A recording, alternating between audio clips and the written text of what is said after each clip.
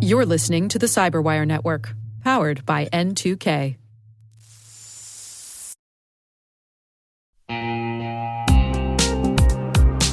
Quick question.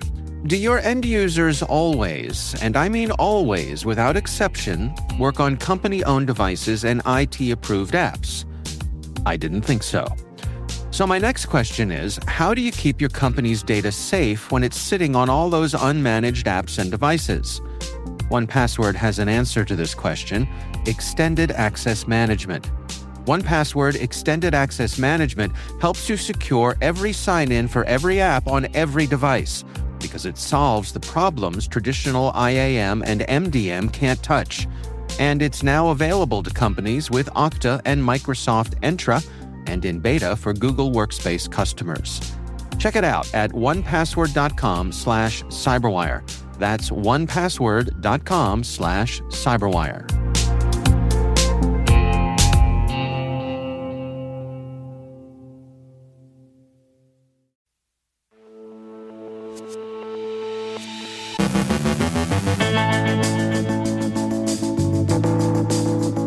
A critical zero day is confirmed by a Japanese router maker. Romania annuls the first round of its 2024 presidential election over concerns of Russian interference.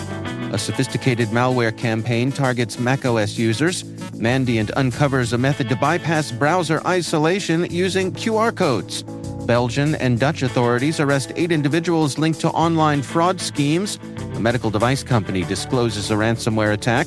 A community hospital in Massachusetts confirms a ransomware attack affecting over 300,000.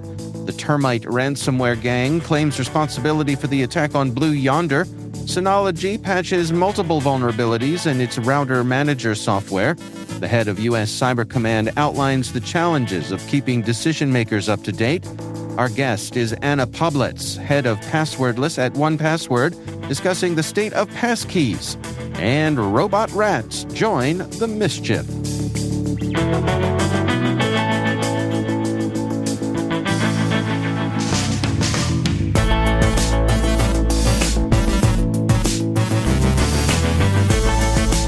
It's Monday, December 9th, 2024.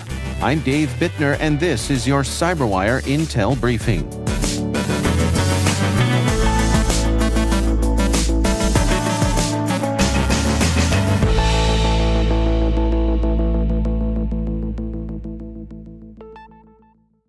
Happy Monday, and thank you for joining us once again. It is great, as always, to have you here with us. Japanese device maker IO Data confirmed the exploitation of critical zero-day vulnerabilities in its routers, with full patches delayed until mid-December. The flaws include risks of disabling firewalls, executing arbitrary commands, and exposing sensitive information. The 3 vulnerabilities allow attackers to steal authentication data, execute commands as an admin, or modify device settings remotely. While a firmware update addresses one of the issues, fixes for the other flaws are pending. The 0 days, reported by Japanese researchers and coordinated through a national cybersecurity partnership, remain under wraps. IO Data urged caution, highlighting ongoing exploitation of these vulnerabilities in the wild. Users are advised to apply available updates promptly. Romania's constitutional court annulled the first round of its 2024 presidential election, narrowly won by far-right candidate Călin Giudescu, citing concerns over Russian interference and election irregularities. This unprecedented decision cancels a scheduled runoff and mandates restarting the election process to ensure legality and fairness under their constitution. Giudescu, boosted by alleged TikTok manipulation and cyber attacks traced to a state-level actor, led with 22.9% of the vote, ahead of centrist Elena Lasconi's 19.2%. The campaign faced over 85,000 cyber attacks on election systems, prompting warnings from the U.S. about Romania's pro-Western stability. Public protests erupted in Bucharest, with large pro-Europe demonstrations opposing Giudescu's ultra-nationalist stance.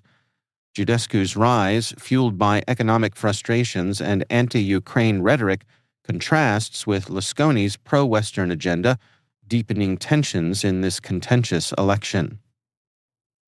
Researchers at Cato Security Labs have uncovered a sophisticated malware campaign targeting macOS users, active for over 4 months.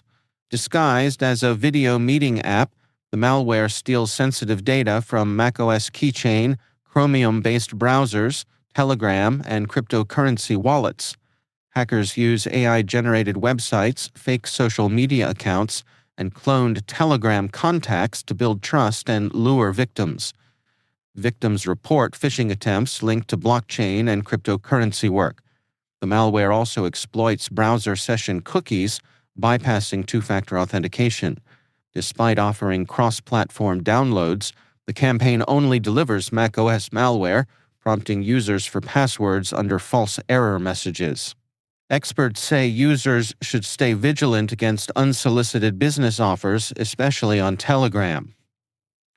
Mandiant uncovered a method to bypass browser isolation using QR codes for command and control operations. Browser isolation safeguards local systems by executing web scripts remotely and streaming only visuals back to users. Mandiant's technique embeds commands in QR codes displayed on web pages, which isolation mechanisms do not filter. Infected devices decode these commands for malicious use. Though limited by low data transfer rates and latency, the method demonstrates vulnerabilities in current defenses, emphasizing the need for layered security strategies.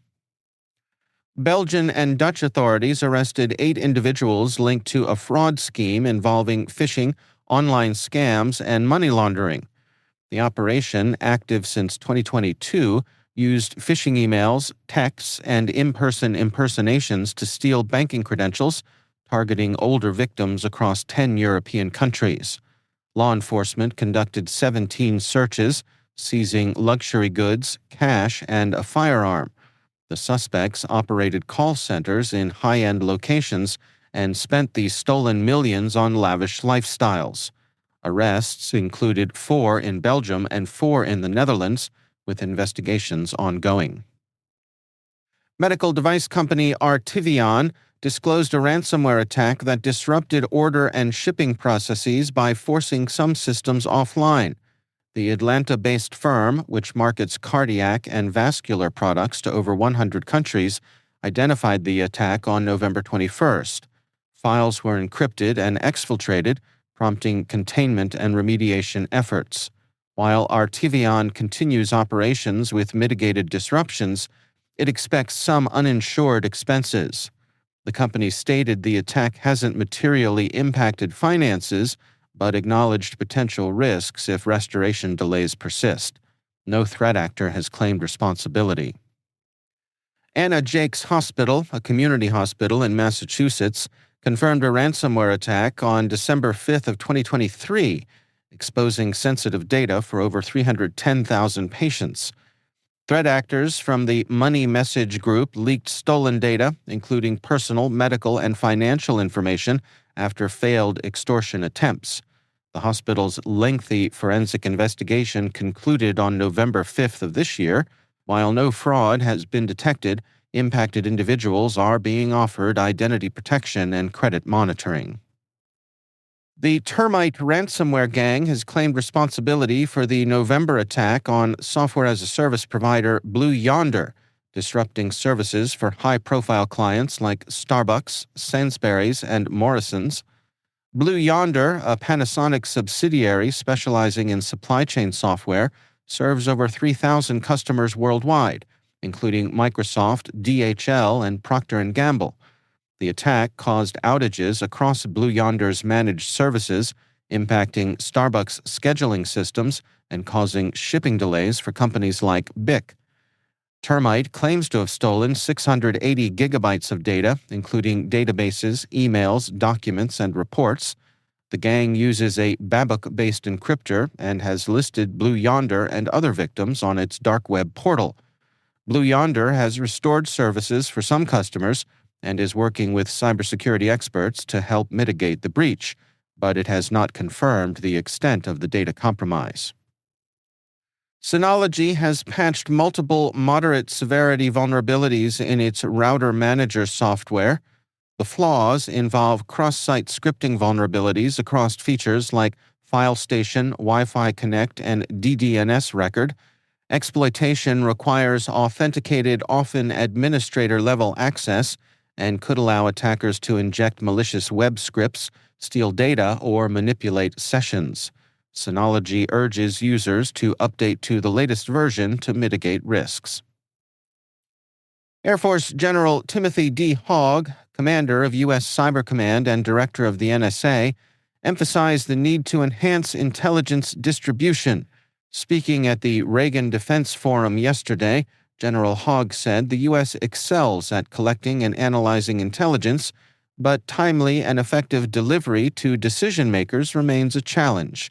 He highlighted the Chinese-led Salt Typhoon hack, which targeted companies and political figures, as part of China's broader cyber strategy. He stressed the importance of educating allies and strengthening partnerships with industry to protect critical infrastructure. Hogg noted progress in cooperation between the NSA, CISA, FBI, and private sector partners, but called for faster, more effective collaboration. Initiatives like the Enduring Security Framework aim to bolster telecommunications infrastructure defenses. As a combat support agency, the NSA ensures military commanders, particularly those in active threat zones like the Red Sea, receive actionable intelligence. Additionally, the NSA supports U.S.-European Command in delivering unified signals intelligence for military and policy decisions.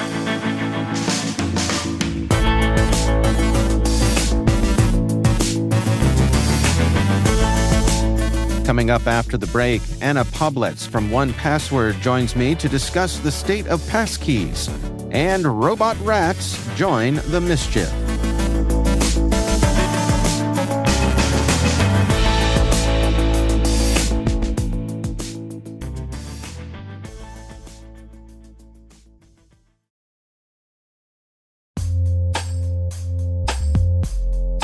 And now, a word from our sponsor, KnowBe4.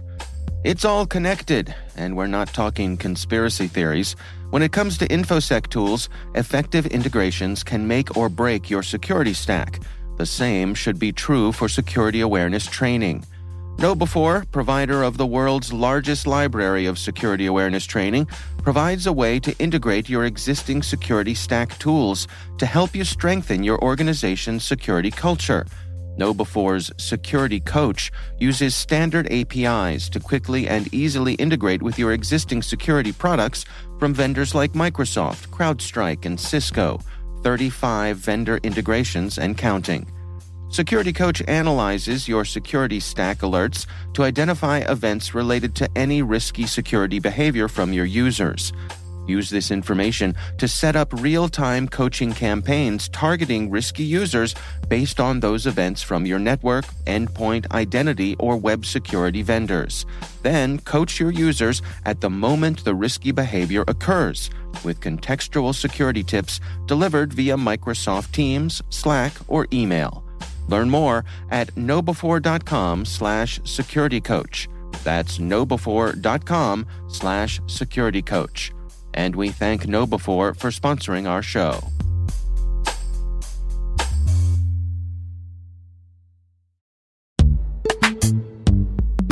Identity architects and engineers, modernize your identity systems with Strata. Integrate legacy apps with any IDP, ensure seamless identity failover, and apply MFA without touching app code. Strata offers robust, efficient identity management, reducing tech debt and enhancing security. Gain peace of mind and operational efficiency with Strata's comprehensive solutions. Visit strata.io/cyberwire, share your biggest identity challenge, and enjoy free AirPods Pro. Optimize your identity solutions today. Visit strata.io/cyberwire. And our thanks to Strata for being a longtime friend and supporter of this podcast.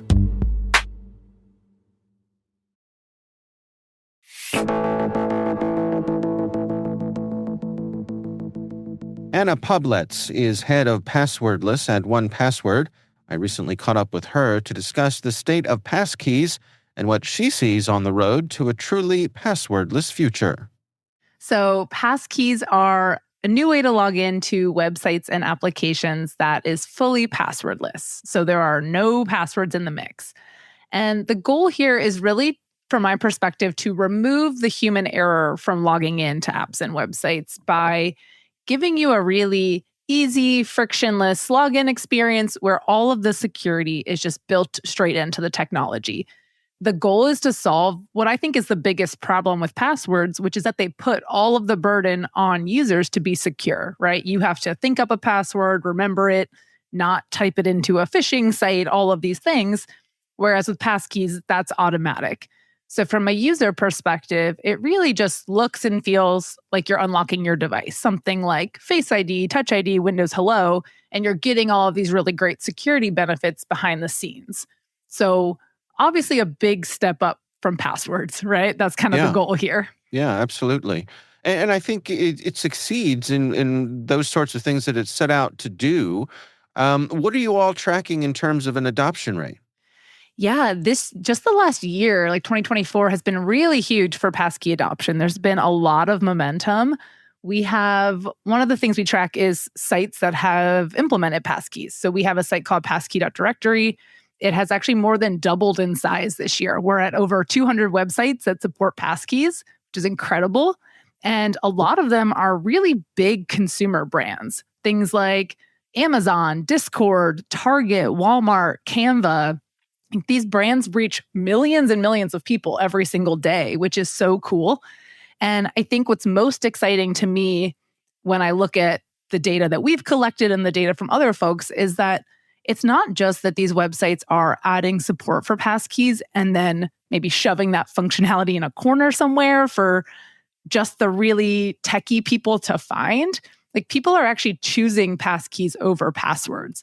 So Amazon reported that over 175 million people have enabled passkeys. And then at 1Password, we're tracking over 2.1 million passkey authentications per month. And I think this is really showing that when the technology is available to them, people are using it and they like the experience and they're actively choosing it over passwords. That's the thing that I think I'm most excited to see in this past year. What are some of the lingering barriers, if you will, when it comes to people adopting passkeys? Yeah, I think if you had asked me a few years ago, I probably would say that there's a lot. There's a lot of education to do, a lot of exposure. And I think there still is that for sure. And we need to continue to do it. I probably also would have said there's a lot of technical barriers. Like, not every platform supports passkeys yet. But I think at this point, that's not really the case anymore. And it's really about continuing the education and exposure that we're already working on and continuing the technical improvements that we're working on to make it more accessible and easier. But it's a lot of continuing the same things we've been doing. So if you think about like education side of things, passwords are really ingrained in our online experiences, and we need to get people a little just more comfortable and confident using a new technology. So educating them on the benefits is really huge. And I found that once people use a passkey for the first time, they really love it. But there are still a lot of people who just haven't had that experience and haven't had that aha moment. And so it's about getting them to that. And then on the technical side, passkeys are supported on every modern platform now, which is amazing. And so it's really about small tweaks that we're making to the technical specifications to make it more user-friendly, to make it easier for developers and businesses to implement passkeys in their websites, and just things that will continue to evolve over time as we learn from the companies that are adopting. One thing that I've been thinking about is, how can we really make the rate of adoption faster, like maybe even exponential, right? Like, if we're kind of doing these things that are getting us a lot of progress right now, could we speed it up? And so one thing I've been thinking about is how can we maybe push adoption as far down the tech stack as possible? Like, the platforms or the infrastructure and the auth libraries and frameworks that people are using, those support passkeys by default instead of passwords and password hashing. That could go a really long way for every new app just out of the box uses passkeys. My own experience with passkeys, I admit, has been a little mixed. I was enthusiastic at the start, to see this new way of approaching security, and read up on the stuff going on behind the scenes and how it worked. And I'm all in on the notion that this is a better way for most people. I do use a passkey on one of my major accounts, but that's it. And I have to say, I'm left scratching my head a little bit as to why haven't I adopted it in more places? I think maybe because it does require some effort and kind of checking in with the things that I use day to day to see if they are passkey capable. I mean, is the story I'm telling one that you've heard before? Am I in a common situation? Yeah, I think that's a totally natural way to feel, right? Like if a website supports passkeys, but they're not making that functionality available to you in a way that fits with the workflow that you're trying to accomplish when you go to that website, it's going to be really hard for you to make the effort to go sign into a website just to go to your profile page and add a passkey, right? Like that's a pretty strong choice that you're making to go do that.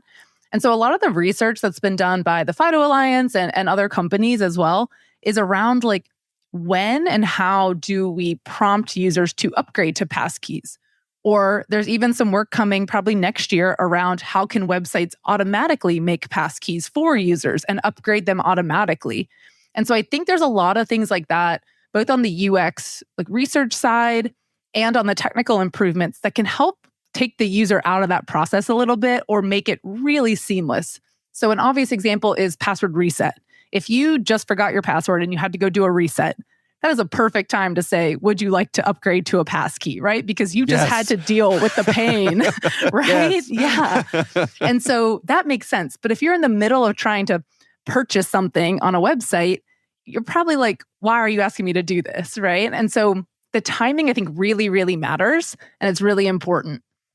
Now, as someone who works at an organization that provides a password manager, does this put the company's future in peril?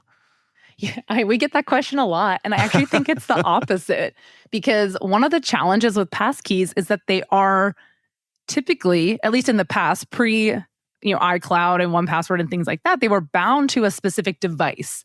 And that was a big part of what passkeys were. But with, whether it's your iCloud or your 1Password, the whole point of 1Password is that you can sync all of your credentials, whether that's passwords, passkeys, credit card information, documents, OTP codes. You can sync that really seamlessly across any platform, anywhere you need access to those credentials.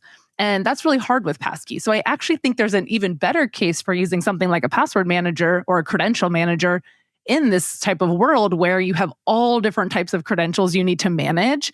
It kind of becomes more necessary and more beneficial in that case. All right. Well, before we wrap up here, I mean, what is your advice for those who are passkey curious, maybe have, similar to me, dipped their toes in a little while back, but haven't revisited it in a while? Is this a good time to re-explore where we stand? Yeah, I think so much has changed in the last year. I think passkeys for me are really about giving people confidence and peace of mind in their security online. And I think they are the future. I think they're a huge win over passwords from both a security and a usability perspective. And I would really encourage anyone, if you either haven't signed up with a passkey on a website or you have, but it's been a really long time, to go give it a shot. Whether you're a 1Password user or not, passkeys are so much better. And I really think once you have that experience, you won't want to go back. And if you work for a business, if you're a developer or something like that, you should really be thinking about how can passkeys be a differentiator for my business? How can they be better for my users, better security for my business, all that kind of thing. I think there's really something there, and I would encourage people to spend some time with it. I think a lot has changed in the last year. That's Anna Pobletts, head of Passwordless at 1Password.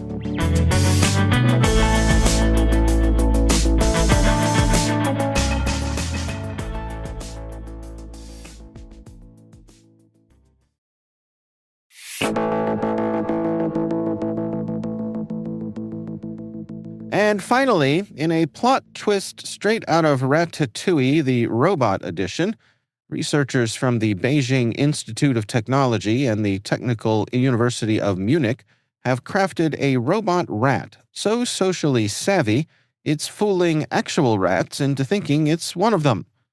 Published in Nature Machine Intelligence, the team used AI and reinforcement learning to teach the robo-rodent the fine art of rat communication, whether that's friendly nuzzling or laying down the law in a cage scuffle.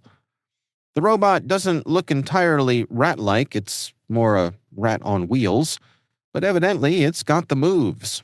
With a flexible spine, nimble head, and functioning forelimbs, it mimics rat behavior well enough to trigger emotional responses from its furry peers. Fear during anger or playful wrestling during happier times. Scientists envision these rodent doppelgangers as tools to study social behavior and emotional states in real rats. The robot rat fools real rats into trusting it. Meanwhile, AI fools humans into thinking their chat history is private.